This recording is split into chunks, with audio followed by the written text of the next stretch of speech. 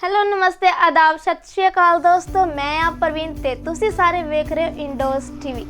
जिवें कि तुहानू सारे नू पता ही है कि असी आए भी किसी ना किसी सिंगर, राइटर, मॉडल ते सोशल वर्कर दी इंटरव्यू करते रहने, पर इस बार असीं एक अजिही शख्सियत नू तुहाडे सारिਆਂ सामने लैके आ रहे हैं जी, जिन्हां ने कि गायकी दे विच अपना बहुत नाम कमाया। जी हाँ, तो अज असीं उन्हां दी जो भी निजी जिंदगी दीयां गल्लां बातां ने वो भी तुहाडे सारिਆਂ सामने पेश करवावांगे जी। ਤੇ ਨਾਲ ਹੀ ਅਸੀਂ ਅੱਜ ਉਹਨਾਂ ਦੇ ਨਾਲ ਕਰਾਂਗੇ ਛੇੜਖਾਨੀਆਂ ਵੀ ਥੋੜ੍ਹੀਆਂ ਬਹੁਤੇ ਤੇ ਤੁਹਾਨੂੰ ਵੀ ਮਜ਼ਾ ਆਵੇਗਾ ਸਾਡੇ ਨਾਲ ਅੱਜ ਦੇਖ ਕੇ। ਤੇ ਆਓ ਜੀ ਫਿਰ ਸਵਾਗਤ ਕਰਦੇ ਹਾਂ ਜੀ ਉਹਨਾਂ ਦਾ। ਸਾਡੇ ਨਾਲ ਇੱਥੇ ਮੌਜੂਦ ਨੇ ਬੂਟਾ ਮੁਹੰਮਦ ਜੀ। ਸਤਿ ਸ਼੍ਰੀ ਅਕਾਲ ਜੀ। ਸਤਿ ਸ਼੍ਰੀ ਅਕਾਲ ਜੀ, ਕੀ ਹਾਲ ਨੇ ਪ੍ਰਵੀਨ ਜੀ? ਤੁਸੀਂ ਪਹਿਲਾਂ ਤਾਂ ਮੈਂ ਤੁਹਾਡਾ ਬਹੁਤ ਸਵਾਗਤ ਤੁਹਾਡੀ ਪੂਰੀ ਟੀਮ ਦਾ ਹੀ ਕਰਦਾ ਜੀ। ਇੰਡੋਜ਼ ਟੀਵੀ ਦਾ ਮੈਂ ਖਾਸ ਕਰਕੇ ਧੰਨਵਾਦੀ ਹਾਂ ਕਿ ਜਿਨ੍ਹਾਂ ਨੇ ਨਾ ਚੀਜ਼ ਨੂੰ ਖਾਕਸਰ ਨੂੰ ਸਾਰੇ ਇਹਨਾਂ ਦੇ ਰੂਬਰੂ ਕੀਤਾ, ਪੰਜਾਬੀਆਂ ਦੇ ਰੂਬਰੂ ਕੀਤਾ। ਮੈਂ ਬਹੁਤ ਬਹੁਤ ਤੁਹਾਡਾ ਸ਼ੁਕਰਾਨਾ। ਹੋਰ ਸੁਣਾਓ ਕੀ ਹਾਲ ਨੇ? ਨਹੀਂ ਮੇਰੇ ਤਾਂ ਜੀ ਹਾਲ ਬਹੁਤ ਜ਼ਿਆਦਾ ਵਧੀਆ ਨੇ ਤੇ ਸਾਨੂੰ ਪਤਾ ਲੱਗਿਆ ਤੁਸੀਂ ਬਿਮਾਰ ਸੀਗੇ। ਇਹਦਾ ਮਤਲਬ ਤੁਸੀਂ ਮੇਰੀ ਖਬਰ ਲੈਣ ਆਏ? ਜੀ ਹਾਂ ਜੀ, ਅਸੀਂ ਕਿਹਾ ਚਲੋ ਅਸੀਂ ਚੋਰੀ ਚੋਰੀ ਤੁਹਾਡੇ ਨਾਲੇ ਪਤਾ ਲਿਆਵਾਂਗੇ, ਨਾਲੇ ਗੱਲਬਾਤ ਕਰ ਆਵਾਂਗੇ ਵੀ ਹੁਣ ਤੁਸੀਂ ਕਿਵੇਂ ਦੇ ਹੋ। ਚਲੋ ਬਹੁਤ ਤੁਹਾਡੀ ਮਿਹਰਬਾਨੀ ਜੀ। ਖੈਰ ਪ੍ਰੋਗਰਾਮ ਬੁੱਕ ਕਰਾਉਣ ਵਾਲੇ ਤਾਂ ਜ਼ਿਆਦਾ ਆਉਂਦੇ ਹੁੰਦੇ ਆ ਜਾਂ ਇੰਟਰਵਿਊ ਵੈਸੇ ਕਰਨ ਆਉਂਦੇ ਹੁੰਦੇ ਆ, ਪਰ ਆ ਪਹਿਲੀ ਵਾਰੀ ਹੋਇਆ ਪ੍ਰਵੀਨ ਜੀ ਤੁਸੀਂ ਮੇਰੀ ਖਬਰ ਵੀ ਲੈਣ ਆਏ ਤੇ ਇੰਟਰਵਿਊ ਵੀ ਕਰ ਰਹੇ ਆ। ਤੁਹਾਨੂੰ ਦਿੱਕਤ ਤਾਂ ਨਹੀਂ ਹੈਗੀ ਜੀ ਕੋਈ ਅਸੀਂ ਆ ਗਿਆ ਵੀ? ਨਹੀਂ ਉਹ ਮੈਨੂੰ ਚੰਗਾ ਬਹੁਤ ਲੱਗਿਆ ਜੀ। ਔਰ ਬਿਨਾ ਜਦੋਂ ਕੋਈ ਸਰਪ੍ਰਾਈਜ਼ ਦਿੰਦਾ ਤੇ ਉਹ ਜ਼ਿਆਦਾ ਵਧੀਆ ਲੱਗਦਾ ਜੀ। ਬਸ ਐਵੇਂ ਆ ਫਿਰ ਅਸੀਂ ਤਾਂ ਹੀ ਤਾਂ ਇੰਡੋਜ਼ ਟੀਵੀ ਤੋਂ ਆਏ ਆ ਤੁਹਾਡੇ ਲਈ ਅੱਜ। ਨਹੀਂ ਮੈਨੂੰ ਲੱਗਦਾ ਮੈਨੂੰ ਤੁਹਾਨੂੰ ਦੇਖ ਕੇ ਮੈਨੂੰ ਪਤਾ ਲੱਗ ਗਿਆ ਸੀ ਵੀ ਤੁਸੀਂ ਚੰਗੇ ਇਨਸਾਨ ਹੈ ਜਿਹੜੇ ਤੁਸੀਂ ਇਸ ਤਰੀਕੇ ਨਾਲ ਆਏ। ਅੱਛਾ ਜੀ, ਚਲੋ ਵਧੀਆ ਗੱਲ ਹੈ ਜੀ। ਤੇ ਅੱਜ ਅਸੀਂ ਨਾ ਜੀ ਤੁਹਾਡੇ ਜੋ ਨਿੱਜੀ ਜ਼ਿੰਦਗੀ ਦੀਆਂ ਗੱਲਾਂ ਬਾਤਾਂ ਨੇ, ਤੁਸੀਂ ਆਪਣੇ ਗਾਇਕੀ ਦਾ ਦੌਰ ਕਿੱਥੋਂ ਸ਼ੁਰੂ ਕੀਤਾ ਤੇ ਇਸ ਮੁਕਾਮ ਨੂੰ ਹਾਸਿਲ ਕਰਨ ਲਈ ਕੀ ਸੈਕਰੀਫਾਈਸ ਕਰਿਆ ਤੇ ਉਸੇ ਤੇ ਆਧਾਰਿਤ ਗੱਲਬਾਤ ਕਰਾਂਗੇ ਜੀ ਅੱਜ ਅਸੀਂ। ਬਿਲਕੁਲ ਕਰਨੀ ਚਾਹੀਦੀ ਹੈ, ਬਿਲਕੁਲ ਕਰਨੀ ਚਾਹੀਦੀ ਹੈ, ਕਿਉਂਕਿ ਕੁਝ ਕੁ ਦਰਸ਼ਕ ਅਜਿਹੇ ਹੁੰਦੇ ਨੇ ਜੀ ਆਪਣੇ ਜਿਨ੍ਹਾਂ ਨੂੰ ਨਹੀਂ ਪਤਾ ਹੁੰਦਾ ਕਿ ਤੁਸੀਂ ਕਿਸ ਮੁਕਾਮ ਦੇ ਵਿੱਚੋਂ ਦੀ ਲੰਘੇ ਹੋ ਨਾ। ਬਿਲਕੁਲ। ਤੇ ਸ਼ੁਰੂਆਤ ਕਰਦੇ ਜੀ ਤੁਹਾਡੇ ਜਨਮ ਤੋਂ। ਫਿਰ ਆਪਾਂ ਜਨਮ ਤੋਂ ਹੀ ਕਰ ਦੇਣੀ ਜੀ? ਜਨਮ ਤੋਂ ਹੀ ਕਰਾਂਗੇ। ਜਨਮ ਮੇਰਾ ਇੱਕ ਛੋਟੇ ਜਿਹੇ ਪਿੰਡ ਦੇ ਵਿੱਚ ਹੋਇਆ ਜਿਸ ਪਿੰਡ ਦਾ ਨਾਮ ਹੈ ਨੂਰਪੁਰ ਜੀ ਤੇ ਜ਼ਿਲ੍ਹਾ ਸ਼ਹੀਦ ਭਗਤ ਸਿੰਘ ਨਗਰ। ਉਸ ਪਿੰਡ ਦੇ ਵਿੱਚ ਮੈਂ ਪੈਦਾ ਹੋਇਆ ਤੇ ਜਿਸ ਘਰ ਦੇ ਵਿੱਚ ਮੈਂ ਪੈਦਾ ਹੋਇਆ ਮੇਰੀ ਖੁਸ਼ਕਿਸਮਤੀ ਹੈ, ਮੇਰੇ ਪਿਤਾ ਜੀ ਸਰਦਾਰ ਮੁਹੰਮਦ ਜੀ ਜਿਹੜੇ ਸੰਗੀਤ ਦੇ ਸਮਰਾਟ ਸੀਗੇ ਔਰ ਬਹੁਤ ਸਾਰੀ ਦੁਨੀਆ ਸਾਡੇ ਘਰ ਦੇ ਵਿੱਚ ਸਿੱਖਣ ਆਉਂਦੀ ਸੀ ਤੇ ਮੇਰਾ ਜਿਹੜਾ ਜਨਮ ਹੋਇਆ ਉਹ ਉੱਥੇ ਹੋਇਆ ਜਿੱਥੇ ਸੰਗੀਤ ਦਾ ਦਰਿਆ, ਜਿੱਥੇ ਸਮੁੰਦਰ ਸੀ ਜੀ। ਮਤਲਬ ਕਿ ਤੁਸੀਂ ਬਹੁਤ ਜ਼ਿਆਦਾ ਲੱਕੀ ਹੈ, ਬਹੁਤ ਲੱਕੀ। ਕਿਉਂਕਿ ਬਹੁਤ ਸਾਰੇ ਸਿੰਗਰ ਐਵੇਂ ਦੇ ਹੁੰਦੇ ਨੇ ਕਿ ਉਹਨਾਂ ਨੂੰ ਘਰ ਦੇ ਵੱਲੋਂ ਕਹਿ ਦਿੰਦੇ ਨੇ, ਰੋਕ ਟੋਕ ਬਹੁਤ ਹੁੰਦੀ ਹੈ ਕਿ ਨਹੀਂ ਇਹ ਮਤਲਬ ਕਿ ਨਹੀਂ ਕਰਨਾ ਹੈਗਾ ਕੰਮ, ਇਹ ਵੀ ਇਹਦੇ ਵਿੱਚ ਟਾਈਮ ਵੇਸਟ ਆ, ਤੇ ਫਿਰ ਵੀ ਸਿੰਗਰ ਨਾ ਕਿਸੇ ਤਰੀਕੇ ਨਾਲ ਚਲੋ ਅੱਗੇ ਆਉਂਦੇ ਨੇ। ਪਰ ਤੁਸੀਂ ਇਸ ਵੱਲੋਂ ਬਹੁਤ ਜ਼ਿਆਦਾ ਲੱਕੀ ਮੰਨੇ ਜਾਂਦੇ ਹੋ ਕਿ ਤੁਹਾਡੇ ਗਾਇਕੀ ਤੁਹਾਡੇ ਘਰ ਤੋਂ ਹੋਈ ਹੈਗੀ। ਤਾਂ ਇਹ ਵੀ ਉਸ ਪਰਵਰਦਗਾਰ ਦਾ ਸ਼ੁਕਰਾਨਾ ਹੀ ਹੈ ਜੀ। ਪਤਾ ਨਹੀਂ ਹੁੰਦਾ ਕਿਹੜੇ ਜਦੋਂ ਮਾਲਾ ਦੀ ਇੱਕ ਮਾਲਾ ਹੁੰਦੀ ਹੈ ਵੀ ਉਹ ਜਿਹੜੇ ਉਹਦੇ ਮੋਤੀ ਹੈ ਉਹ ਕਿੱਥੇ ਕਿੱਥੇ ਪ੍ਰੋ ਹੁੰਦੇ ਆ, ਉਹ ਉਹੀ ਭੀਤਰ ਜਾ। ਮਤਲਬ ਫਿਰ ਤੁਸੀਂ ਬਚਪਨ ਦੇ ਵਿੱਚ ਹੀ ਸ਼ੁਰੂਆਤ ਕਰਤੀ ਸੀ ਗਾਇਕੀ ਦੀ? ਉਹ ਤਾਂ ਤੁਹਾਨੂੰ ਪਤਾ ਵੀ ਬਲੱਡ ਦੇ ਵਿੱਚ ਜਿਹੜੀ ਚੀਜ਼ ਆਉਣੀ ਹੈ ਜੀ, ਠੀਕ ਨਾ ਜੀ, ਉਹ ਬਲੱਡ ਦਾ ਅਸਰ ਤਾਂ ਰਹਿੰਦੀ ਦੁਨੀਆ ਤੱਕ ਹੀ ਰਹਿਣਾ ਜੀ। ਉਹ ਤਾਂ ਹੈ ਹੀ ਆ। ਤੇ ਮਤਲਬ ਕਿ ਅਸੀਂ ਤੁਹਾਡੇ ਲਾਈਵ ਸ਼ੋਅ ਵੀ ਦੇਖੇ ਨੇ, ਉੱਥੇ ਬਹੁਤ ਜ਼ਿਆਦਾ ਸਾਨੂੰ ਵਧੀਆ ਲੱਗਿਆ। ਮਤਲਬ ਮੈਨੂੰ ਨਾ ਯਕੀਨ ਨਹੀਂ ਆਇਆ ਸੀਗਾ ਜਦੋਂ ਮੈਂ ਘਰ ਦੇ ਐਂਟਰ ਹੋਈ, ਮੈਨੂੰ ਲੱਗੇ ਤੁਹਾਡੇ ਬੇਟਾ ਜੀ ਸੀਗੇ ਤੇ ਮੈਨੂੰ ਲੱਗੇ ਕਿਤੇ ਤੁਸੀਂ ਹੋ ਸਰ। ਮਤਲਬ ਵੀ ਹੁਣ ਜਦੋਂ ਦੇਖਿਆ ਤਾਂ ਮਤਲਬ ਬਿਲਕੁਲ ਹੀ ਨਹੀਂ ਯਕੀਨ ਹੁੰਦਾ, ਮਤਲਬ ਕਿ ਤੁਹਾਡੇ ਬੱਚੇ ਵੀ ਇੰਨੇ ਵੱਡੇ ਨੇਗੇ ਨਹੀਂ ਹਨਾ। ਮਤਲਬ ਕਿ ਕੁਝ ਕੇ ਅਜਿਹੇ ਹੁੰਦੇ ਨੇਗੇ, ਦੇਖ ਲਓ ਜੀ ਜਦੋਂ ਆਪਾਂ ਗੱਲਬਾਤ ਕਰਦੇ ਨਾ ਕਿਸੇ ਦੇ ਨਾਲ ਜਾ ਕੇ ਪਰਸਨਲੀ, ਹੁਣ ਅਸੀਂ ਇਹਨਾਂ ਦੇ ਨਾਲ ਆਏ ਆ ਪਰਸਨਲੀ ਗੱਲਬਾਤ ਕਰੀਏ ਤਾਂ ਸਾਨੂੰ ਵੀ ਹੁਣ ਪਤਾ ਲੱਗੇ ਕਿ ਇਹਨਾਂ ਦੇ ਇੰਨੇ ਵੱਡੇ ਬੱਚੇ ਨੇ। ਮਤਲਬ ਤੁਹਾਨੂੰ ਦੇਖ ਕੇ ਕੋਈ ਕਹੂਗਾ ਨਹੀਂ ਮਤਲਬ ਕਿ ਤੁਹਾਡੀ ਵੀ ਮੈਰਿਜ ਵੀ ਹੋਈ ਕੋਈ ਮੰਨਦਾ ਹੀ ਨਹੀਂ ਹੈ। ਮੈਂ ਹਾਲੇ ਥੋੜੇ ਦਿਨ ਹੋਏ ਆ ਡਾਕਟਰ ਦੇ ਗਿਆ ਸੀਗਾ ਤੇ ਉਹ ਕਹਿੰਦੇ ਜੀ ਵੀ ਤੁਹਾਡੀ ਏਜ ਕਿੰਨੀ ਹੈ? ਮੈਂ ਕਿਹਾ ਡਾਕਟਰ ਸਾਹਿਬ ਜਿੰਨੀ ਕਿ ਤੁਹਾਨੂੰ ਦੇਖਣ ਨੂੰ ਲੱਗਦੀ ਲਿਖ ਲਓ। ਕਹਿੰਦੇ ਨਹੀਂ ਵੈਸੇ ਫਿਰ ਵੀ ਕਿੰਨੀ ਕਿਹਾ? ਮੈਂ ਕਿਹਾ ਜੀ ਲਿਖ ਲਓ ਤੁਸੀਂ 50 ਸਾਲ ਲਿਖ ਲਓ। ਕਹਿੰਦੇ 50 ਸਾਲ? ਤੁਸੀਂ ਕਹਿੰਦੇ ਝੂਠ ਬੋਲਦੇ, ਤੁਸੀਂ ਕਹਿੰਦੇ 50 ਸਾਲ ਦੇ ਹੈ ਹੀ ਨਹੀਂ। ਮੈਂ ਕਿਹਾ ਨਹੀਂ ਜੀ ਹੁਣ ਤਾਂ 50 ਹੋਏ ਗਿਆ ਤੇ ਤੁਸੀਂ ਲਿਖ ਹੀ ਲਓ, ਮੈਂ ਸੱਚ ਹੀ ਬੋਲਦਾ। ਨਹੀਂ ਮੀਨਸ ਉਂਝ ਵੀ ਤੁਹਾਡੀ ਲੁੱਕ ਪਰਸਨੈਲਿਟੀ ਦੇਖ ਕੇ ਕੋਈ ਬਿਲਕੁਲ ਵੀ ਨਹੀਂ ਜਜਮੈਂਟ ਕਰ ਪਾਊਗਾ ਵੀ ਤੁਸੀਂ ਵੀ ਇੰਨੀ ਏਜ ਦੇ ਹੈਗੇ ਹੋ। ਹਾਂ ਬਿਲਕੁਲ, ਮੈਂ ਸਾਬਰ ਕੋਟੀ ਸਾਹਿਬ ਤੇ ਅਸੀਂ ਕਾਫੀ ਸਾਰੇ ਸਿੰਗਰ ਜਿਹੜੇ ਸਾਡੀ ਏਜ ਦੇ ਹੈਗੇ ਆ, ਲੇਕਿਨ ਗੱਲ ਇਹ ਆ ਕਿ ਮੈਂ ਨਸ਼ਿਆਂ ਤੋਂ ਰਹਿਤ ਹੈ ਤੇ ਹਰ ਬੁਰੀ ਚੀਜ਼ ਤੋਂ ਮੈਂ ਰਹਿਤ ਹੈ। ਸਿਰਫ ਮੂੰਗੀ ਮਸਰਾਂ ਦੀ ਦਾਲ ਨਾਲ ਰੋਟੀ ਖਾਣ ਵਾਲਾ ਮੈਂ ਬੰਦਾ ਆ ਤੇ ਬਸ ਸਧਾਰਨ ਜ਼ਿੰਦਗੀ ਹੈ। ਇਸ ਕਰਕੇ ਮੈਂ ਜਿਹੜਾ ਅਜੇ ਫਿੱਟ ਹੈ ਤੇ ਅਜੇ ਵੀ ਮੇਰਾ ਖਿਆਲ ਹੈ ਕਿ ਜੇ ਇੱਕ ਪਾਸੇ 20 ਸਾਲ ਦਾ ਕੋਈ ਮੁੰਡਾ ਪਰਫਾਰਮ ਕਰਦਾ ਹੋਊਗਾ, ਇੱਕ ਪਾਸੇ ਮੈਂ ਕਰਦਾ ਹੋਵੇਗਾ ਤੇ ਮੇਰਾ ਖਿਆਲ ਹੈ ਵੀ ਲੋਕ ਕੋਈ ਜਜਮੈਂਟ ਨਹੀਂ ਕਰਨਗੇ ਕਿ ਇਹ 20 ਸਾਲ ਦਾ ਜਾਂ ਇਹ 20 ਸਾਲ ਦਾ। ਜੀ ਉਹ ਤਾਂ ਹੈ ਹੀ ਆ, ਤਾਂ ਦੇਖ ਕੇ ਪਤਾ ਲੱਗਦਾ ਹੀ ਆ। ਤੇ ਤੁਸੀਂ ਗੁਰਦਾਸ ਮਾਨ ਸਾਹਿਬ ਜੀ ਨਾਲ ਵੀ ਗਾਇਆ। ਉਹ ਤਾਂ ਬਾਬਾ ਲੋਕ ਹੈ, ਉਹ ਤਾਂ ਉਹਨਾਂ ਦੀ ਤਾਂ ਗੱਲ ਹੀ ਹੋ ਰਿਹਾ, ਮਸਲਾ ਹੀ ਹੋ ਰਿਹਾ। ਉਹ ਤਾਂ ਹੈ ਹੀ ਆ। ਮਤਲਬ ਜਿਹੜੀ ਮੇਰੀ ਸ਼ੁਰੂਆਤ ਹੋਈ ਸੀ ਜਦੋਂ ਮੈਂ ਇਸ ਦੌਰ ਦੇ ਵਿੱਚ ਫਿਰ ਵੱਡਾ ਹੋ ਕੇ ਥੋੜਾ 12-13 ਸਾਲ ਦੀ ਉਮਰ ਦੇ ਵਿੱਚ ਫਿਰ ਮੈਂ ਸਭ ਤੋਂ ਪਹਿਲਾਂ ਢੋਲਕ ਵਜਾਉਣ ਲੱਗਿਆ, ਹਾਰਮੋਨੀਅਮ ਵਜਾਉਣ ਲੱਗਿਆ। ਤੇ ਫਿਰ ਕਲੀਆਂ ਦਾ ਬਾਦਸ਼ਾਹ ਕੁਲਦੀਪ ਮਾਨਕ ਸਾਹਿਬ ਨਾਲ ਫਿਰ ਮੈਂ ਲਗਭਗ 82 ਦੇ ਵਿੱਚ ਚਲੇ ਗਿਆ ਜੀ। ਤੇ 82 ਦੇ ਵਿੱਚ ਉਹਨਾਂ ਨਾਲ ਸੰਗਤ ਕੀਤੀ। ਫਿਰ ਕਰਦੇ ਫਿਰ ਮੈਂ 84 ਦੇ ਵਿੱਚ ਇੰਗਲੈਂਡ ਗਿਆ ਜੀ। ਤੇ ਉਸ ਤੋਂ ਬਾਅਦ ਇੱਦਾਂ ਚੱਲਦਾ ਰਿਹਾ ਪ੍ਰੋਸੈਸਿੰਗ। ਫਿਰ ਸਰਦੂਲ ਭਾਜੀ, ਹੰਸ ਭਾਜੀ ਤੇ ਜਿੰਨੇ ਵੀ ਆਪਣੇ ਹੋਰ ਅੱਛੇ ਸਿੰਗਰ ਹੈਗੇ ਆ ਤੇ ਉਹਨਾਂ ਸਾਰਿਆਂ ਨਾਲ ਫਿਰ ਮੈਂ ਪ੍ਰੈਕਟੀਕਲੀ ਕੰਮ ਕੀਤਾ। ਤੇ 1996 ਦੇ ਵਿੱਚ ਫਿਰ ਮੈਂ ਆਪਣਾ ਗਰੁੱਪ ਬਣਾਇਆ। 96 ਦੀ ਮੈਂ ਗੱਲ ਕਰਨ ਲੱਗੀ ਸੀ ਜੀ, ਕਿਉਂਕਿ 96 ਚ ਮੇਰਾ ਬਰਥ ਹੋਇਆ ਸੀ ਨਾ, ਤਾਂ ਹੀ ਤਾਂ ਮੈਂ ਗਾਉਣਾ ਸ਼ੁਰੂ ਕੀਤਾ। ਮੈਨੂੰ ਪਤਾ ਲੱਗਿਆ ਪ੍ਰਵੀਨ ਪੈਦਾ ਹੋ ਗਈ ਹੈ ਤੇ ਬੂਟਾ ਮੁਹੰਮਦ ਨੂੰ ਗਾਉਣਾ ਚਾਹੀਦਾ। ਪ੍ਰਵੀਨ ਨੂੰ ਕਦੇ ਲਿਆ ਤਾਂ ਹੈ ਨਹੀਂ ਤੁਸੀਂ ਆਪਣੀ ਵੀਡੀਓ ਦੇ ਵਿੱਚ? ਹਾਂਜੀ, ਪ੍ਰਵੀਨ ਨੂੰ ਤੁਸੀਂ ਆਪਣੀ ਵੀਡੀਓ ਦੇ ਵਿੱਚ ਫਿਰ ਲਿਆ ਤਾਂ ਹੈ ਨਹੀਂਗਾ। ਪ੍ਰਵੀਨ ਵੱਡੀ ਹੁਣ ਹੋਈ ਆ, ਦੇਖੋ। ਹਾਂ, ਪਰ ਇਹ ਵੀ ਗੱਲ ਮੰਨਣ ਵਾਲੀ ਹੈ। ਠੀਕ ਹੈ ਜੀ, ਚਲੋ ਕੋਈ ਗੱਲ ਨਹੀਂ। ਤੇ ਜਿਵੇਂ ਤੁਸੀਂ ਸ਼ੁਰੂਆਤ ਕਰਦੇ ਤੁਹਾਨੂੰ ਕਿੰਨੇ ਕੁ ਮੁਸ਼ਕਲਾਂ ਦਾ ਸਾਹਮਣਾ ਕਰਨਾ ਪਿਆ? ਦੇਖੋ ਜੀ, ਮੁਸ਼ਕਲਾਂ ਜਿਹੜੀਆਂ ਹਰ ਇਨਸਾਨ ਨੂੰ ਆਉਂਦੀਆਂ ਜੀ, ਲੇਕਿਨ ਜਦੋਂ ਸਾਡਾ ਦੌਰ ਸੀ, ਇੱਕ ਤਾਂ ਸਭ ਤੋਂ ਵੱਡੀ ਗੱਲ ਹੁੰਦੀ ਆ ਕਿ ਜਦੋਂ ਅਸੀਂ ਗਾਣਾ ਪਹਿਲਾਂ ਸ਼ੁਰੂ ਕਰ ਦਿੰਦੇ ਹਾਂ, ਸਿੱਖਦੇ ਬਾਅਦ ਵਿੱਚ ਹੈ ਜੀ। ਜਦੋਂ ਅਸੀਂ ਗਾਣਾ ਪਹਿਲਾਂ ਮਤਲਬ ਸਟਾਰ ਪਹਿਲਾਂ ਬਣ ਜਾਂਦੇ ਹਾਂ, ਸਿੱਖਦੇ ਬਾਅਦ ਵਿੱਚ ਹੈ ਤੇ ਉਦੋਂ ਬਹੁਤ ਸਾਰੀਆਂ ਦਿੱਕਤਾਂ ਆਉਂਦੀਆਂ ਹੈ। ਤੇ ਉਹ ਸਾਨੂੰ ਸਮੱਸਿਆਵਾਂ ਇਸ ਕਰਕੇ ਨਹੀਂ ਆਈਆਂ। ਮੇਰਾ ਵੈਸੇ ਹੀ ਪ੍ਰੈਕਟੀਕਲੀ ਤਜਰਬਾ ਇੰਨਾ ਹੋ ਗਿਆ ਸੀ ਕਿ ਮਾਨਕ ਸਾਹਿਬ ਦੇ ਨਾਲ ਕੰਮ ਕਰਨਾ, ਸਰਦੂਲ ਸਿਕੰਦਰ ਭਾਜੀ ਹੋਰਾਂ ਨਾਲ ਕੰਮ ਕਰਨਾ, ਹੰਸ ਭਾਜੀ ਨਾਲ ਕੰਮ ਕਰਨਾ, ਜਾਂ ਹੋਰ ਜਿਹੜੇ ਅੱਛੇ ਸਿੰਗਰ ਆ ਸੁਰੀਲੇ। ਤੇ ਅਸੀਂ ਜਦੋਂ ਉਹਨਾਂ ਨਾਲ ਕੰਮ ਕਰਦੇ ਸੀ ਤਾਂ ਉਹਨਾਂ ਵਿੱਚੋਂ ਚੰਗੀਆਂ ਚੀਜ਼ਾਂ ਜਿਹੜੀਆਂ ਅਡਾਪਟ ਕਰਦੇ ਰਹੇ। ਕੁਛ ਸਾਡੇ ਜਿਹੜੇ ਘਰ ਦੇ ਪੇਰੈਂਟਸ ਆ ਉਹਨਾਂ ਵੱਲੋਂ ਜਿਹੜੀਆਂ ਅਸੀਂ ਬਹੁਤ ਸਾਰੀਆਂ ਚੀਜ਼ਾਂ ਸਿੱਖਦੇ ਰਹੇ। ਤੇ ਇਸ ਕਰਕੇ ਸਾਨੂੰ ਸੰਗੀਤ ਵਿੱਚ ਕੋਈ ਦਿੱਕਤ ਨਹੀਂ ਆਈ, ਮੁਸ਼ਕਲ ਨਹੀਂ ਆਈ। ਤੇ ਜਦੋਂ ਅਸੀਂ ਪਹਿਲਾਂ ਹੀ ਮੇਰਾ ਗਾਣਾ ਮੈਂ ਮਾਰਕੀਟ ਦੇ ਵਿੱਚ ਦਿੱਤਾ, ਲੋਕ ਗੀਤ ਗਾਣਾ ਸੀ, ਮੈਂ ਨਾ ਵਹਿੰਦੀ ਵੇ ਤੇਰੇ ਬਾਜੇ ਦੀ ਰਾਖੀ। ਫਿਰ ਉਹਦੇ ਦੋ ਬੋਲ ਸਾਡੇ ਦਰਸ਼ਕਾਂ ਦੇ ਰੂਬਰੂ ਕਰੀ ਦਿਓ। ਨਾਲੇ ਤੁਸੀਂ ਮੇਰੀ ਖਬਰ ਲੈਣਾ ਹੈ। ਚਲੋ ਕੋਈ ਗੱਲ ਨਹੀਂ ਜੀ, ਇੰਨਾ ਕੁ ਤਾਂ ਕਰੀ ਦਿਓ। ਫਿਰ ਕੀ ਹੁੰਦਾ, ਦੋ ਬੋਲ ਸਿਰਫ ਉਹਦੇ। ਮੈਂ ਨਾ ਵਹਿੰਦੀ ਵੇ ਤੇਰੇ ਬਾਜਰੇ ਦੀ ਰਾਖੀ, ਵੇ ਮੈਂ ਨਾ ਵਹਿੰਦੀ ਵੇ ਤੇਰੇ ਬਾਜਰੇ ਦੀ ਰਾਖੀ, ਵੇ ਮੈਂ ਨਾ ਵਹਿੰਦੀ ਵੇ, ਮੈਂ ਨਾ ਵਹਿੰਦੀ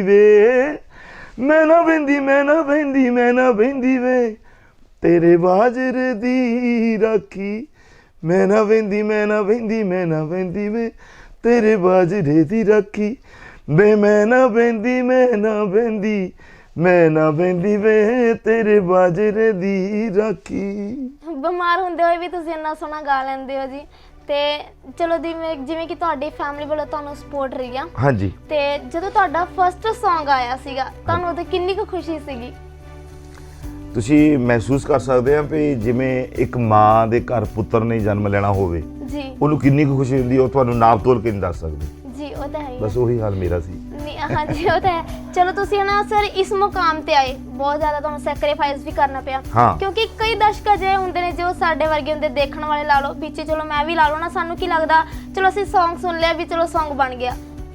ਸਰ ਦੇਖੋ, ਕਿਉਂਕਿ ਕਈ ਵਾਰ ਕੀ ਹੁੰਦਾ, ਜਿਵੇਂ ਕਿ ਮੈਂ ਲਾ ਲਓ, ਸਾਡੇ ਵਰਗੇ ਹੋਰ ਵੀ ਦਰਸ਼ਕ ਲਾ ਲਓ, ਸਾਨੂੰ ਕੀ ਲੱਗਦਾ ਗਾਣਾ ਸੁਣ ਲਿਆ, ਡੀਜੇ ਤੇ ਵੱਜ ਗਿਆ, ਚਲੋ ਜੀ ਗਾਣਾ ਹੋ ਗਿਆ ਹਨਾ। ਪਰ ਕਿਸੇ ਨੂੰ ਇਹ ਨਹੀਂ ਪਤਾ ਕਿ ਉਸ ਗਾਣੇ ਨੂੰ ਕਰਨ ਲਈ ਕਿੰਨਾ ਮੁਸ਼ਕਲਾਂ ਦਾ ਸਾਹਮਣਾ ਕਰਨਾ ਪੈਂਦਾ। ਉਹ ਸਿਰਫ ਤੁਹਾਨੂੰ ਹੀ ਪਤਾ ਜੀ, ਜਾਂ ਫਿਰ ਜਿਹੜੇ ਗਾਉਣ ਵਾਲੇ ਨੇ, ਤੇ ਉਹ ਵੀ ਤੁਹਾਨੂੰ ਸਾਡੇ ਦਰਸ਼ਕਾਂ ਨੂੰ। ਦੇਖੋ, ਸਭ ਤੋਂ ਵੱਡੀ ਸਮੱਸਿਆ ਜਿਹੜੀ ਹੈ ਅੱਜ ਦੇ ਦੌਰ 'ਚ ਜੀ, ਬਹੁਤ ਇਹੋ ਜਿਹੀ ਕਲਾ ਜਿਹੜੀ ਲੁਕੀ ਪਈ ਹੈ, ਉਹਨਾਂ ਕੋਲ ਪੈਸਾ ਨਹੀਂ ਹੈ ਜੀ, ਤੇ ਪੈਸੇ ਦੇ ਕਰਕੇ ਉਹ ਮਾਰਕੀਟ ਵਿੱਚ ਨਹੀਂ ਆ ਰਹੇ ਜੀ। ਤੇ ਅੱਜ ਦਾ ਜਿਹੜਾ ਯੁੱਗ ਹੈ, ਜ਼ਮਾਨਾ ਆ, ਉਹ ਇਹ ਹੈ ਕਿ ਜੋ ਦਿਖਤਾ ਹੈ ਉਹ ਵਿਕਤਾ ਹੈ। ਉਹ ਤਾਂ ਹੈ ਹੀ।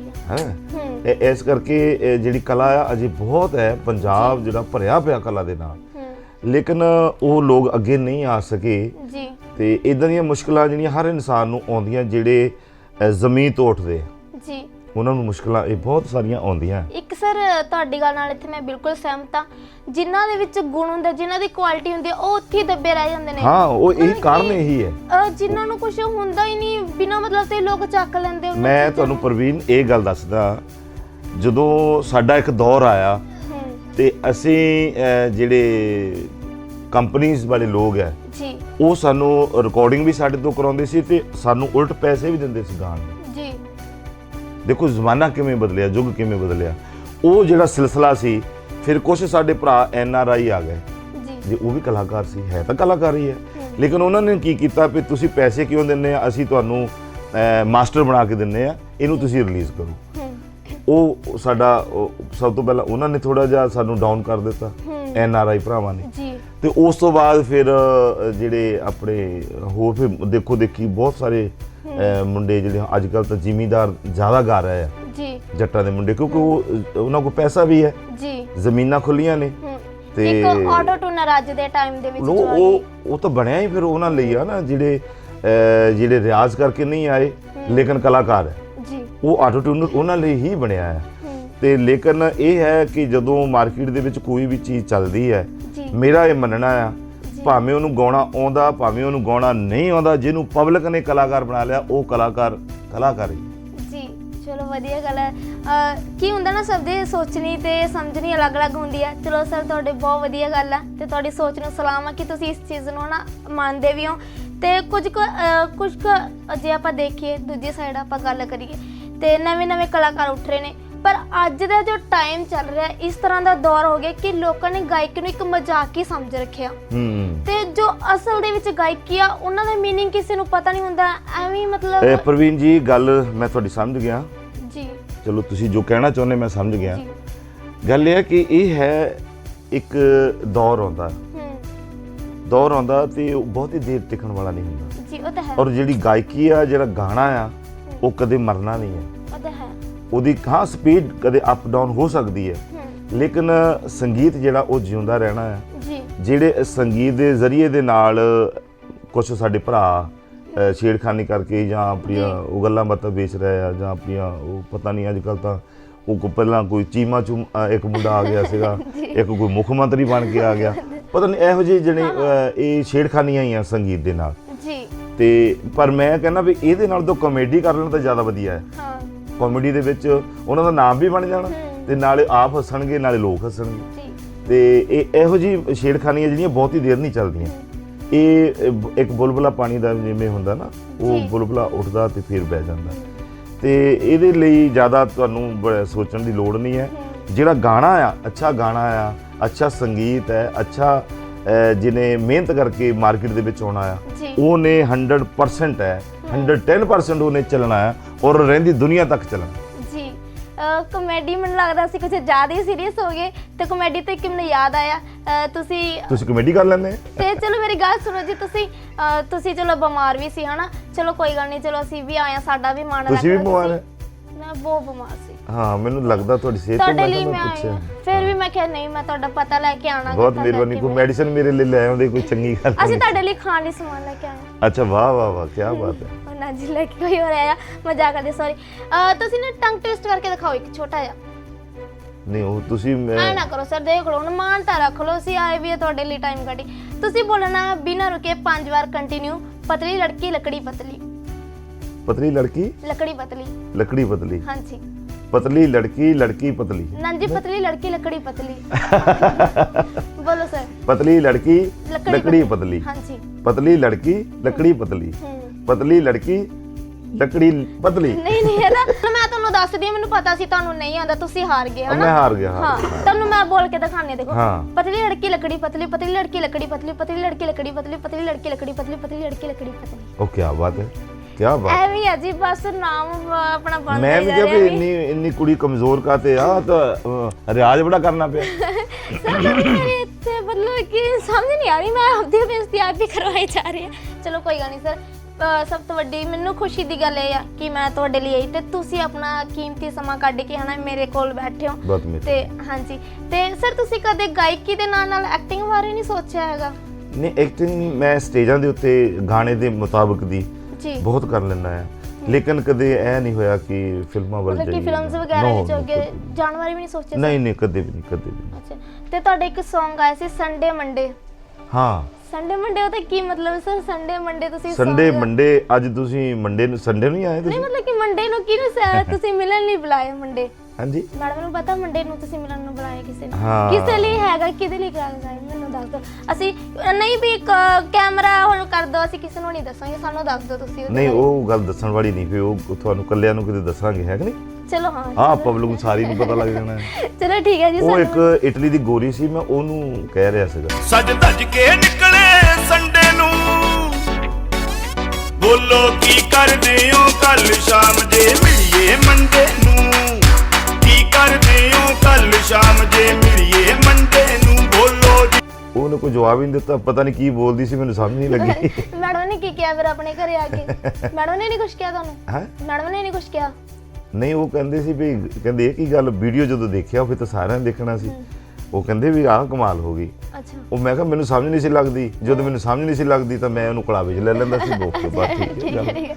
ਸੰਡੇ ਮੰਡੇ ਗਾਣਾ ਜਿਹੜਾ ਉਹ ਕਾਫੀ ਪਸੰਦ ਕੀਤਾ ਜੀ। ਤੇ ਲੇਕਿਨ ਹੁਣ ਮੇਰਾ ਬਹੁਤ ਜਲਦੀ ਇੱਕ ਸੂਫੀ ਟਰੈਕ ਜਿਹੜਾ ਸੂਫੀ ਟਰੈਕ ਆ ਰਿਹਾ, ਫਿਰ ਇੱਕ ਡਿਊਟ ਗਾਣਾ ਆ ਰਿਹਾ, ਮਤਲਬ ਕਿ ਉਹਨਾਂ ਦੇ ਵਿੱਚ ਮੈਂ ਵੀ ਹੋਊਂਗੀ ਉਹਨਾਂ ਦੇ ਵਿੱਚ। ਵਾਹ ਵੀ ਵਾਹ, ਕਮਾਲ ਹੈ। ਸਾਨੂੰ ਤਾਂ ਪੈਸੇ ਨਹੀਂ ਦੇਣੇ ਪੈਣੇ ਮਾਡਲ ਨੂੰ।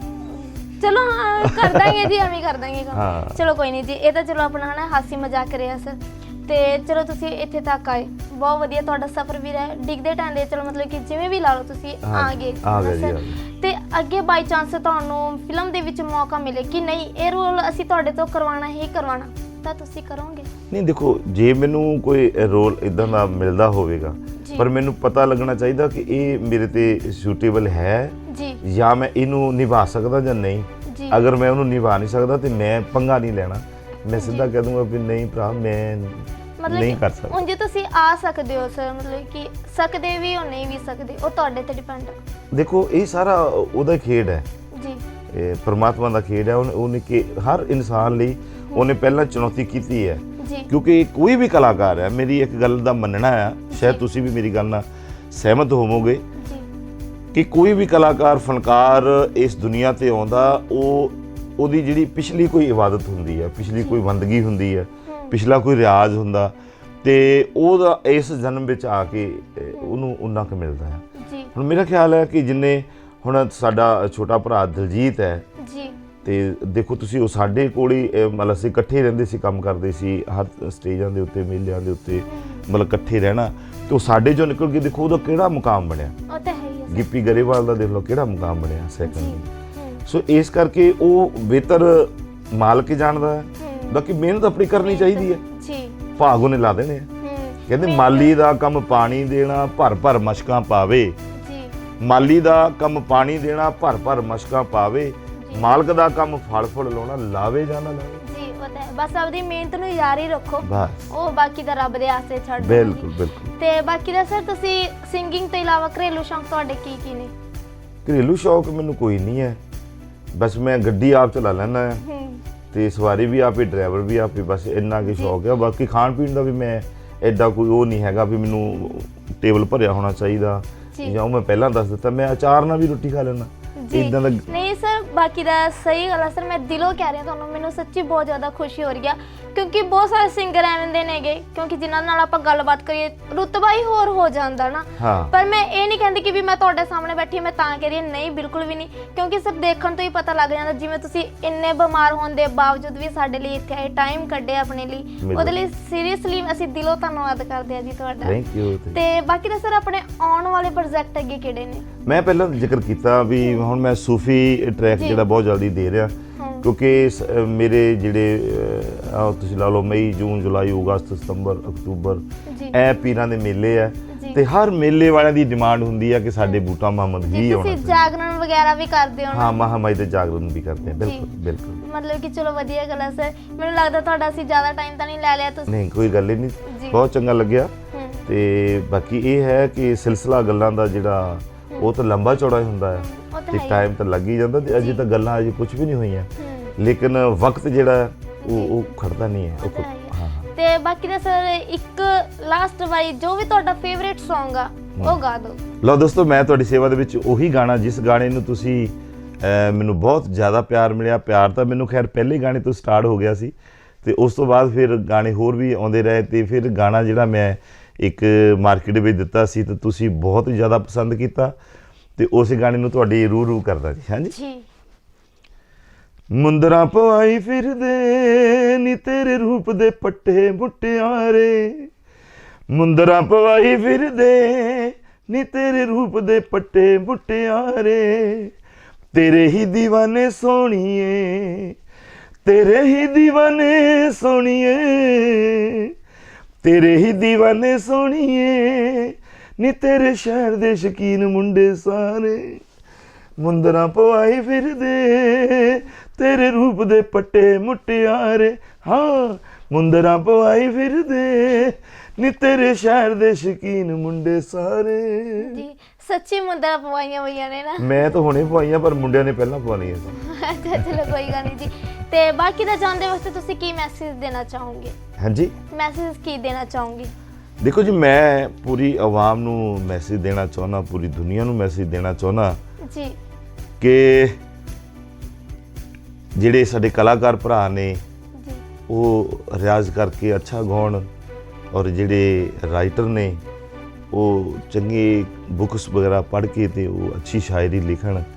ਤੇ ਜਿਵੇਂ ਸੁਰਜੀਤ ਪਾਤਰ ਸਾਹਿਬ ਦਾ ਨਾਮ ਹੈ, ਦੇਬੀ ਮਖਸੂਸਪੁਰੀ ਦਾ ਸਾਹਿਬ ਦਾ ਨਾਮ ਹੈ, ਧੰਮੀ ਸਾਹਿਬ ਦਾ ਨਾਮ ਹੈ, ਵਿਜੇ ਧੰਮੀ ਸਾਹਿਬ ਦਾ ਨਾਮ ਹੈ, ਜੀ ਇਸ ਲਾਲ ਠੋੜੀ ਵਾਲਾ ਜਿਹਨੇ ਸਾਫ ਸੁਥਰੇ ਗਾਣੇ ਲਿਖਦੇ ਆ। ਜੀ ਤੇ ਇਹੋ ਜਿਹੇ ਲੋਕਾਂ ਦਾ ਮੈਂ ਕਹਿੰਦਾ ਕਿ ਸੰਗਤ ਕਰਕੇ ਉਹਨਾਂ ਨੂੰ ਥੋੜਾ ਜਿਹਾ ਜਾਣਕਾਰੀ ਲਿਖਣ ਲਈ ਲੈਣੀ ਚਾਹੀਦੀ ਹੈ, ਜੀ ਤੇ ਕਲਾਕਾਰਾਂ ਨੂੰ ਵੀ ਥੋੜਾ ਚਾਹੀਦਾ। ਤੇ ਬਾਕੀ ਰਹੀ ਗੱਲ ਇਹ ਆ ਵੀ ਬਾਕੀ ਮੈਂ ਆਵਾਮ ਨੂੰ ਜਿਹੜਾ ਮੈਸੇਜ ਇਹ ਦੇਣਾ ਚਾਹੁੰਦਾ ਕਿ ਜਿਹਦੇ ਘਰ ਮਾਂ-ਬਾਪ ਜਿਉਂਦੇ ਆ ਆਪਣੀ ਮਾਂ-ਬਾਪ ਦੀ ਸੇਵਾ ਰੱਜ ਕੇ ਕਰਨ। ਔਰ ਪੰਜਾਂ ਦਰਿਆਵਾਂ ਦੀ ਧਰਤੀ ਸਾਡਾ ਪੰਜਾਬ, ਤੇ ਜਿੱਤੇ ਛੇਵਾਂ ਦਰਿਆ ਨਸ਼ਿਆਂ ਦਾ ਵਗਦਾ, ਤੇ ਉਹ ਨਸ਼ਿਆਂ ਦੇ ਦਰਿਆ ਤੋਂ ਦੂਰ ਹੋ ਜਾਓ ਦੋਸਤੋ। ਤੇ ਮੇਰਾ ਖਿਆਲ ਹੈ ਤੁਸੀਂ ਮੇਰੇ ਵਾਂਗੂ 50 ਸਾਲਾਂ ਦੇ ਹੋ ਕੇ ਵੀ ਤੁਸੀਂ 30 ਸਾਲਾਂ ਦੇ ਲੱਗੋਗੇ। ਸੋ ਇਹ ਮੇਰੀ ਬੇਨਤੀ ਕਬੂਲ ਕਰਿਓ ਤੇ ਬਹੁਤ ਬਹੁਤ ਮਿਹਰਬਾਨੀ ਜੀ। ਤੇ ਅਸੀਂ ਤੁਹਾਡਾ ਫਿਰ ਤੋਂ ਬਹੁਤ ਬਹੁਤ ਸ਼ੁਕਰੀਆ ਅਦਾ ਕਰਦੇ ਹਾਂ। ਬਹੁਤ ਖੁਸ਼ੀ ਹੋਈ ਤੁਹਾਡੇ ਨਾਲ ਅੱਜ ਗੱਲਬਾਤ ਕਰਕੇ। ਤੁਹਾਡੀ ਬਹੁਤ ਮਿਹਰਬਾਨੀ, ਤੁਹਾਡੀ ਮੈਂ ਪੂਰੀ ਟੀਮ ਦਾ, ਇੰਡੋਜ਼ ਟੀਵੀ ਦਾ ਮੈਂ ਬਹੁਤ ਬਹੁਤ ਸ਼ੁਕਰਾਨਾ। ਇੱਕ ਖਾਸ ਸ਼ਖਸੀਅਤ ਜਿਨ੍ਹਾਂ ਦੇ ਨਾਲ ਤੁਹਾਨੂੰ ਰੂਬਰੂ ਕਰਵਾਇਆ, ਤੇ ਉਮੀਦ ਕਰਦੇ ਹਾਂ ਤੁਹਾਨੂੰ ਇਹ ਸਾਡਾ ਅੱਜ ਦਾ ਖਾਸ ਪ੍ਰੋਗਰਾਮ ਜ਼ਰੂਰ ਪਸੰਦ ਆਇਆ ਹੋਵੇਗਾ। ਹੁਣ ਤੱਕ ਮੈਨੂੰ ਪਰਵੀਨ ਨੂੰ ਦਿਓ ਇਜਾਜ਼ਤ, ਤੇ ਤੁਸੀਂ ਸਾਰੇ ਵੇਖਦੇ ਰਹੋ ਇੰਡੋਜ਼ ਟੀਵੀ। ਸਤਿ ਸ਼੍ਰੀ ਅਕਾਲ।